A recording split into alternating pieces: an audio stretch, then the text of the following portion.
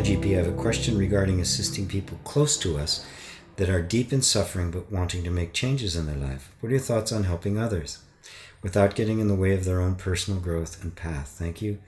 Thanks much, and good vibe. Thank you, sir. Well, boy, first off, become free yourself. Right? Become happy yourself. Become content yourself. And that means a lot to do with first knowing who you are. It's really just accepting things the way they are, allowing things to take their own course. Now, of course, bump in the mic. Of course, when I see somebody suffering, if it's somebody close, family and the like, or somebody I don't even meet, it hurts. Of course it does. That's your humanness. Love is responding to suffering. It can't help it. But love is also wisdom. So while love would immediately just jump into the fray and do something, wisdom is a little slower. So that what gets done that is motivated by love has in it the wisdom of understanding. And sometimes the only thing you can do is just basically sit back and wait. Now, that waiting isn't just idling, geez, I hope they get it. What you can do is to take the entire thing within yourself. Remember, I said it's all consciousness. So what you are experiencing is consciousness. There is nobody out there suffering.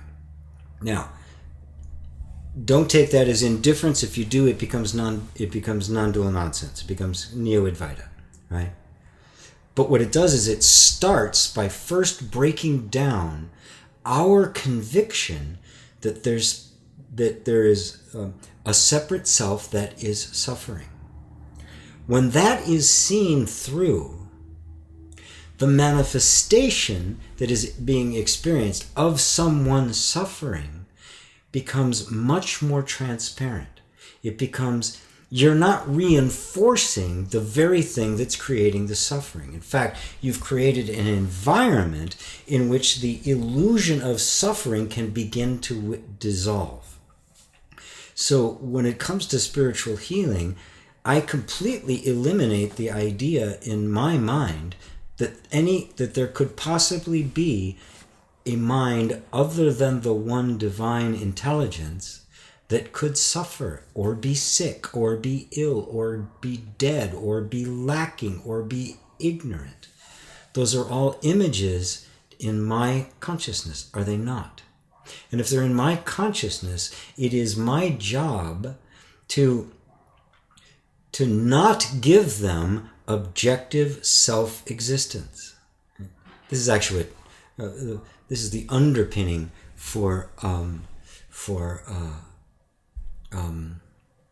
Ho'oponopono. Takes the whole thing into itself. It says it's all me, it's all my consciousness. So when you are in that rarefied atmosphere, their own desire to heal and their own desire to end suffering, and that desire in them is truth talking to them. Okay, that desire is truth, right?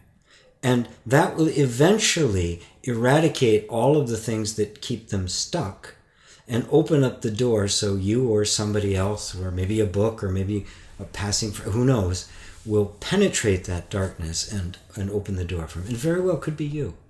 So eliminate your suffering because they're suffering, right? And keep yourself open, but be willing to be there with the suffering. That's compassion. It's not a rejection of it. It's not a pushing away. It's not, I don't want to see that. It's being with it and yet not participating in the suffering. Be beyond suffering in your eternal happiness.